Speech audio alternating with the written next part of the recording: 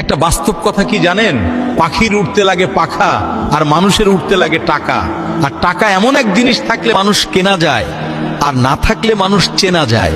তাই যার টাকা আছে তার ভুলকে ফুল মনে করা হয়, আর যার টাকা নেই তার নীরবতাকে অপরাধ মনে হয়।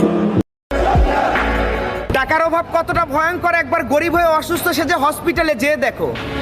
ক্লিনিকের দরজায় লেখা আছে মানব সেবা ক্লিনিক, অথচ ওই ক্লিনিকের ভিতরে যারা আছে তাদের ভিতরে মানবতারও লেশ নেই। তুমি অসুস্থ না এমার্জেন্সি, এটা তাদের দেখার প্রয়োজন নেই।